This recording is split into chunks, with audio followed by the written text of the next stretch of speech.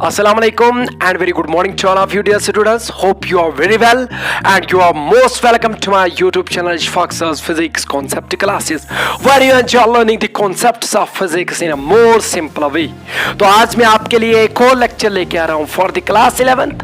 Here we go for the lecture. हाँ, scalar quantities can be negative, can be positive. Are you getting me? अब मुझे एक बार बताओ, ये तो scalar quantity है डेंसिटी. अब पॉजिटिव स्केलर है कि नेगेटिव स्केलर है या जीरो हो सकती है. तो आप बोलेंगे कि सर क्या मास तो माशाल्लाह कभी नेगेटिव नहीं होगा और कभी जीरो भी नहीं होगा, क्योंकि जब आप मास जीरो लेंगे तो आप किसके साथ डील कर रहे हैं. Think about it. Are you में? चलो ठीक है. तो मास जो है वो तो पॉजिटिव लेंगे और वॉल्यूम लेंगे, ब्रेड्थ हाइट उनका मल्टीप्लाई करना पड़ेगा और you are getting a zero. And what does zero volume mean? Are you getting me? Volume has got vanished. तो इसका मतलब है कि मास भी कभी भी पॉजिटिव नहीं होगा एंड पॉजिटिव यील्ड से पॉजिटिव क्वांटिटी. तो इसका मतलब है कि डेंसिटी जो है वो पॉजिटिव स्केलर क्वांटिटी है. ये चीज याद रखिएगा, फिर न कहना खबर न थी. तो क्या है ये जो डेंसिटी है? It is a positive scalar quantity. अब बात समझिए. अब आ रहे हैं हम अपने टॉपिक पे, क्योंकि आपको पता है कि हम कौन सा प्लेलिस्ट तैयार कर रहे हैं अभी. That is mechanical properties of fluids. तो फ्लूइड की बात करिएगा तो फ्लूइड की डेंसिटी देखिएगा. अब फ्लूइड्स में क्या क्या आते हैं? लिक्विड्स भी आते हैं और गैसेस भी आते हैं. चलो पहले फ्लूइड्स में किस चीज को उठाएंगे और फिर उसकी डेंसिटी देखेंगे कि क्या डेंसिटी पे फर्क पड़ेगी कि नहीं पड़ेगी. अब मुझे एक बात बताओ, फ्लूइड्स में हम पहले लिक्विड्स को लेंगे और आपने माशाल्लाह इससे पहले वाला प्लेलिस्ट जो है मैकेनिकल प्रॉपर्टीज ऑफ सॉलिड्स वो तो पढ़ा. वहां पर आपने मॉडुलस ऑफ इलास्टिसिटी पढ़े और वहां पर आपने एक मॉडुलस ऑफ इलास्टिसिटी तो पढ़ा and that is called bulk modulus of elasticity. Are you getting me? बहुत अच्छा. वॉल्यूम चेंज समझ में आया ना? बहुत अच्छा. अब आगे चलिएगा. आपको पता है कि ब्लैक मॉडुलस ऑफ इलास्टिसिटी का जो वैल्यू था वो ज्यादा था सॉलिड्स के लिए और उसके बाद ज्यादा था लिक्विड्स के लिए और बहुत कम था किसके लिए?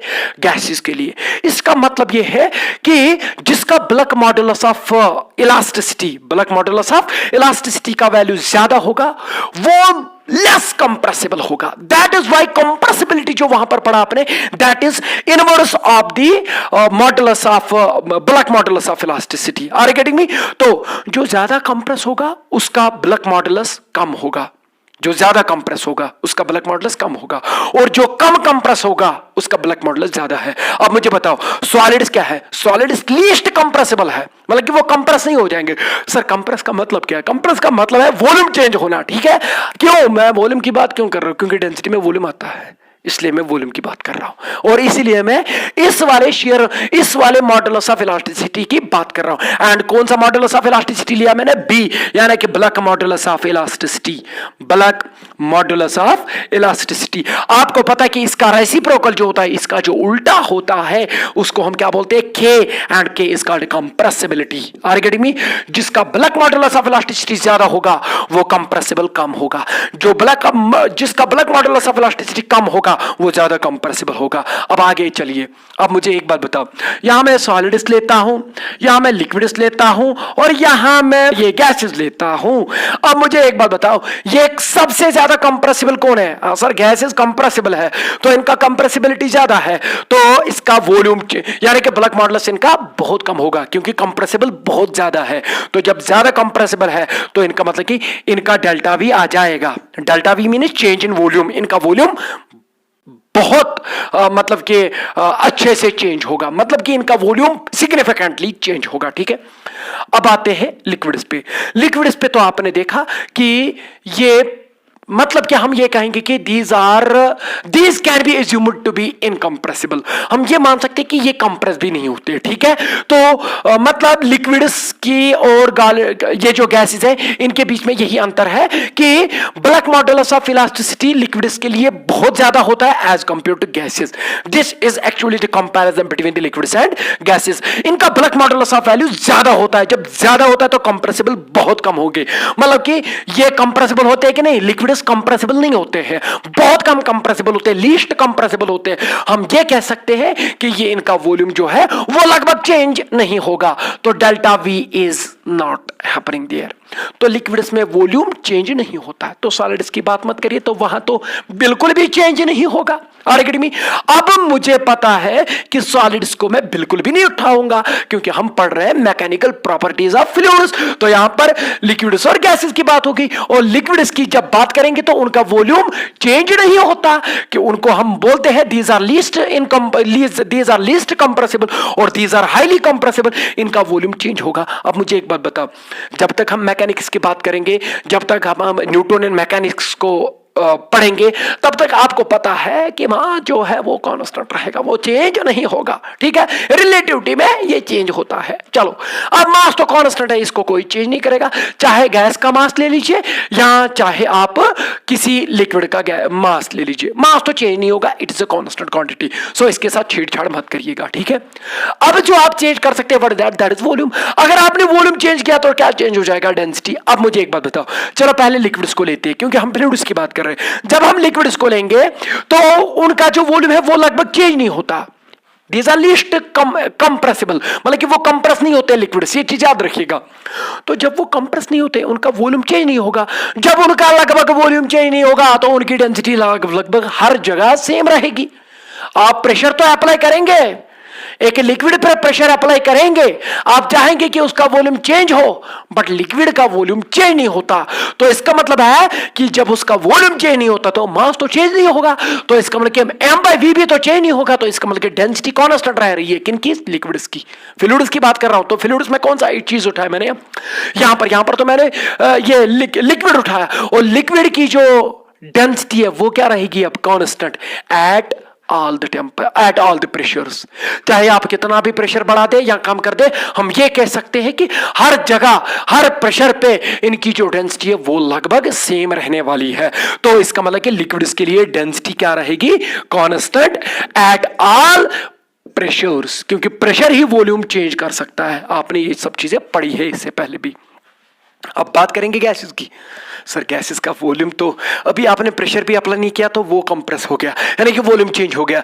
जब वॉल्यूम चेंज हो गया तो डेंसिटी चेंज हो जाएगी। तो यहां से एक और चीज बात समझ में आई हमें कि जो गैसेस होते हैं उनका जो वॉल्यूम है वो अलग अलग प्रेशर पे अलग अलग होता है, और अगर अलग अलग प्रेशर पे अलग अलग होगा तो अलग अलग प्रेशर पे अलग अलग डेंसिटी होगी। इससे ये बात समझ में आई कि जो गैसेस होते हैं वो अलग अलग प्रेशर पे अलग अलग डेंसिटी रखते हैं। ठीक है, तो यहां से हमें यही दो चीजें पता चली कि डेंसिटी के बारे में जो हमें ये चीजें पता है फ्लूइड्स के बारे में, वो ये है कि लिक्विड्स के लिए किसी भी प्रेशर पे आप जाइएगा लगभग जो डेंसिटी है वो सेम रहेगी, और अगर गैसेस की बात करेंगे तो ये जो डेंसिटी है वो चेंज हो जाएगी। आगे में अब यहां पर मैं आपको एक चीज बता दूंगा कि डेंसिटी के कुछ वैल्यूज याद रखिएगा किसी किसी सबस्टेंस के। तो क्योंकि हमारे पास कुछ सबस्टेंसेस है जिनको हम ज्यादा उपयोग में लाएंगे, and that is one is water and another is mercury and there may be blood. Are getting me? तो ये चीजें याद रखिएगा कि इनका डेंसिटी का वैल्यू क्या होता है। तो वो प्रेस्क्राइब्ड दिया है, आप अपनी एनसीईआरटी पे भी दे सकते हैं, वहां पर टेबल बनाया होगा तो आप वो चीज देख सकते हैं। तो डेंसिटी का यूनिट केजी पर मीटर क्यूब में ही लूंगा, मैं ऐसा सिस्टम को फॉलो करता हूं। तो यहां पर मैं पहले क्या लूंगा? वाटर की जो डेंसिटी होती है वो होती है 10⁻³ kg पर मीटर क्यूब, यानी कि 1000 kg पर मीटर क्यूब। मगर आपको मैं एक और चीज यहां पर बता दूं कि तो ये जो डेंसिटी है ये टेम्परेचर पे वेरी करती है। टेम्परेचर आप बढ़ा दे या कम कर दे तो डेंसिटी चेंज होती है। तो वो आगे पढ़ेंगे हम, टेम्परेचर का इफेक्ट भी इन पे, तो वो आगे आप पढ़ेंगे थर्मोडायनेमिक्स में। ठीक है, मगर यहां पर मैं एक और पॉइंट कहना चाहता हूं कि वाटर की जो मैक्सिमम डेंसिटी है ना वो यही है 1000 kg पर metre cube. Are getting me? तो सर मगर ये किस टेम्परेचर पे है? ये चीज भी याद रखिएगा, एट 4 डिग्री सेल्सियस। ये चीज याद रखिएगा, दिस इज द महत्वपूर्ण वैल्यू ऑफ द टेम्परेचर। आप बोलेंगे क्यों? मैं आगे आपको एक चीज पढ़ाऊंगा जो अभी भी साइंटिस्ट्स को परेशान कर रही है कि why the water is having maximum density at 4 degree Celsius. तो इसको मैं अपनी भाषा में बोलता हूं नेचर सरप्राइज। Nature surprise. और हम ये कह सकते हैं अगर ये ना होता, अब आप बोलेंगे कि सर ने बोला नेचर सरप्राइज, ऊपर वाला भी हमें बोलता है कि चलो निकाल के दे दो कि इसकी डेंसिटी जो है वो 4 डिग्री पे मैंने क्यों मैक्सिमम रख दी, उसका कोई अभी तक कोई लॉजिकल रीजन नहीं आया। अरे बहुत सारे बोलेंगे कि ऐसा रीजन है वो है, अभी कोई अच्छा रीजन नहीं है जो हमें मतलब कि ये बता दे कि इसकी डेंसिटी यहीं पे क्यों ज्यादा रह रही है। बट जब रिसर्च करी गई तो वाटर की जो डेंसिटी है वो मैक्सिमम 4 डिग्री सेल्सियस पे रहती है। अगर ये ना होता, अब आप बोलेंगे कि सर ये क्या चीज है, अगर ये ना होता जो एक्वेटिक लाइफ है ना, एक्वेटिक लाइफ वो नहीं होती। तुकज़्ज़िबान, इसका मतलब यह है कि हम मछलियां नहीं खा सकते थे फिर, क्योंकि आपको पता है कश्मीर में टेम्परेचर 4 डिग्री क्या, वो तो इससे नीचे भी चला जाता है, -10 तक चला जाता है अगर मैं कश्मीर डिवीजन की बात करूं, ठीक है। तो -व्हाट विल हैपन, तो जो लेक है या जो पॉन्ड है वो पूरा का पूरा फ्रीज होता है। बट आपको पता है कि डेंसिटी कहां पर मैक्सिमम रहती है, 4 डिग्री पे। नीचे चला जाओ बढ़ जाए, ये कम हो जाएगी डेंसिटी, ऊपर चले जाओ तो कम हो जाएगी, मगर मैक्सिमम यहीं पे रह रही है। आर्किड में ये एक नेचुरल सरप्राइज है हमारे लिए, ठीक है। तो अगर ये चीज ना होता ना तो फिर क्या होता, अगर जब हम पॉन्ड पे जाते वहां पर एक्वेटिक लाइफ है, चलो हम मछलियां खाते हैं तो वहां पर मछलियां हैं, ठीक है, उनकी बात करेंगे। पॉइंट ऑफ इंटरेस्ट यहां पर मैंने मछलियां ले लिया। तो अब आपको पता है कि जब वो फ्रीज हो जाता, वो पूरा का पूरा फ्रीज हो जाता, अपर लेवल से लेके अप टू द बॉटम आर्किड में वो पूरा का पूरा पानी फ्रीज होता। बट इस टेम्परेचर की वजह से 4 डिग्री सेल्सियस की वजह से जो मैक्सिमम डेंसिटी है ना, इसका ये नतीजा निकल रहा है कि पानी का जो ये लेयर है अपर लेयर वही फ्रीज होता है, नीचे फ्रीज नहीं होता। अगर वो नीचे भी फ्रीज होता तो पानी मछलियां जो होती वो नीचे लग जाती, उधर फ्रीज हो जाती। आर्किड में आपने ये चीजें तो पोलर रीजन में देखा होगा कि वहां पर तो बहुत तगड़ा ये फ्रोजन लेक होता है या फ्रोजन जो भी होगा, वाटर बॉडीज फ्रोजन होती है। बट आप देखिए वहां से जब हम खोदते हैं तो नीचे पानी निकलता है, मतलब वो फ्रीज नहीं होता है नीचे। It is because of this temperature and it is the blessings of the almighty अल्लाह। आर्किड में ये आगे मैं पढ़ा दूंगा कि why there is an anomalous behaviour of the water at 4 degree Celsius. आर्किड में मैं वो उसके लिए रीजन नहीं बता दूंगा कि वो 4 डिग्री पे ये मैक्सिमम क्यों निकलती है डेंसिटी, मगर मैं उसका कॉन्सिक्वेंस बता दूंगा कि अगर ये ना होता तो क्या होता, और ये कैसे होता कि ऊपर वाला लेयर ही फ्रीज होता है, नीचे फ्रीज नहीं होता है। It is because of this temperature. ये चीज याद रखिएगा, आगे पढ़ाऊंगा, मगर यहां पर मैं पॉइंट को यहां पर हिट कर रहा हूं, ये चीज याद रखिएगा। तो वाटर की मैक्सिमम डेंसिटी कितनी है, 1000 kg पर मीटर क्यूब, मगर किस टेंपरेचर पे, 4 डिग्री सेल्सियस पे। ये चीज याद रखिएगा। इस पॉइंट को हम ट्रिपल पॉइंट भी बोलते हैं, तो याद रखिएगा। और अगर ब्लड हम लेंगे, blood is thicker than water, हाँ यहां से पता चलेगा थिकर देन वाटर क्या होता है। तो इसकी जो डेंसिटी है वाटर ब्लड की वो है 1.06 इंटू 10⁻³ kg पर मीटर क्यूब। आर्किड में ये चीज भी आप याद रखिएगा। हाँ इसका 1000 है, इसका भी 1000 है, बट मल्टीप्लाइंग फैक्टर कितना है, 1.06, लगभग वही है, but still thicker than water. Her getting में। चलो आगे चलते हैं। तो हमारा जो महत्वपूर्ण यहां पर ये सबस्टेंस है दैट इज कॉल्ड मरकरी। और मरकरी जो है इसकी जो डेंसिटी होती है वो कितनी होती है, वो होती है 13.6 इंटू 10⁻³ kg पर मीटर क्यूब। ये चीज भी आप याद रखिएगा कि what is the density of the mercury and it is, ये मैं एसटीपी की बात कर रहा हूं, standard temperature and pressure. Orchid में तो इसकी जो डेंसिटी है वो 13.6 इंटू 10⁻³ kg है, 3 kg पर मीटर क्यूब है। यहां 1000 है, यहां पर भी 1000 नहीं है, यहां पर लगभग आप ये कहेंगे कि 13,500 और इसकी 1000 है वाटर की। तो आपको पता चलेगा कि मरकरी इससे ज्यादा हैवियर है, ठीक है, किससे, पानी से, ठीक है। अब यहां पर एक और सबस्टेंस में लेता हूं जो मुझे आगे काम आ जाएगा, पक्का काम आ जाएगा आर्किमिडीज प्रिंसिपल को ये एक्सप्लेन करने में, and that is called gold. क्योंकि वहां पर आर्किमिडीज प्रिंसिपल जो आया, यूरिका वो उसने क्यों बोला, उसके पीछे गोल्ड का रीजन था कि गोल्ड क्राउन जो उस वहां के जो बादशाह उस टाइम थे तो उसकी बात हो रही थी। तो वो गोल्ड की डेंसिटी जो होती है दैट इज 19.3 इंटू 10⁻³ kg पर मीटर क्यूब। तो ये चीज भी याद रखिएगा जब आपने देखना है कि हमारा गोल्ड जो है वो प्योर है कि नहीं। जब वो यही होगा 19.3, आपको पता है कि डेंसिटी आपको ये बता देगा कि ये प्योर है कि ये सब स्टैंडर्ड मटेरियल है। तो डेंसिटी देखिएगा, अगर डेंसिटी गोल्ड की कितनी निकल रही है 19.3 इंटू 10⁻³ kg पर मीटर क्यूब, तो आप ये बता दीजिएगा कि it is a pure gold. अगर उसमें चेंज आया तो ये समझना कि मटेरियल अंदर ही चेंज हुआ होगा, ठीक है। तो उस टाइम आप ये कह सकते हैं कि ये प्योर नहीं है। This is the importance of the density. यहां पर एक और टर्म है regarding density and that is called relative density. तो रिलेटिव डेंसिटी भी पढ़ेंगे अभी के अभी। और रिलेटिव डेंसिटी क्या होती है आपको पता है कि here is a word relative, here is a word relative. What does relative mean? तो relative mean is with respect to something else, में किसी के मुताबिक, तब जाके रिलेशन आता है। और that is why here is a word relative density. तो आप ये चीज भी याद रखिएगा, रिलेटिव डेंसिटी। रिलेटिव डेंसिटी किसे कहते हैं? आरडी। तो relative density of a substance is nothing, it is the density of that substance to the density of water at 4 degree Celsius. याद रखिएगा, वाटर के मुताबिक। वाटर की तो डेंसिटी जो आपको पता है कि 4 डिग्री सेल्सियस पे कितनी है, 1000 kg पर मीटर क्यूब। तो ये यही बोलता है अगर आपने किसी सबस्टेंस की रिलेटिव डेंसिटी निकालनी है तो वो उसकी अपनी डेंसिटी होगी, यानी किसकी? उस सबस्टेंस की डेंसिटी। तो density of substance, of that substance, density of that substance, जो भी सबस्टेंस होगा उसकी डेंसिटी देखिएगा कितनी है, मगर किसके मुताबिक? Density of water. मगर आपको पता है कि एट 4 डिग्री सेल्सियस, ये चीज याद रखिएगा। एंड अब रिलेटिव डेंसिटी जो है इसका यूनिट बताइए मुझे क्या होगा? सर डेंसिटी बाय डेंसिटी क्या यूनिट देगा? Sir it is a unitless, it is dimensionless. Sir it is simply a pure number. तो इसका मतलब कि ये जो रिलेटिव डेंसिटी है ये सिंपली एक प्योर रियल नंबर होगा, ये एक प्योर रियल नंबर होगा। सर इसकी सिग्निफिकेंस क्या है जब ये प्योर रियल नंबर? अब आपको पता है कि ये जो रिलेटिव डेंसिटी है किसी सबस्टेंस का, ये एक प्योर नंबर होगा, ठीक है। अब हम ये देखेंगे कि इस प्योर नंबर की, यानी कि इस रिलेटिव डेंसिटी का क्या सिग्निफिकेंस है, इसकी क्या जरूरत है, क्यों सर पढ़ा रहा है हमें ये? तो उसके लिए मैं क्या करता हूं कि मैं रिलेटिव डेंसिटी किसकी निकालूंगा? रिलेटिव डेंसिटी ऑफ मरकरी, क्योंकि बाद में आपको पता चलेगा कि क्यों। तो रिलेटिव डेंसिटी ऑफ मरकरी क्या होगा? तो रिलेटिव डेंसिटी होता है डेंसिटी ऑफ दैट सबस्टेंस।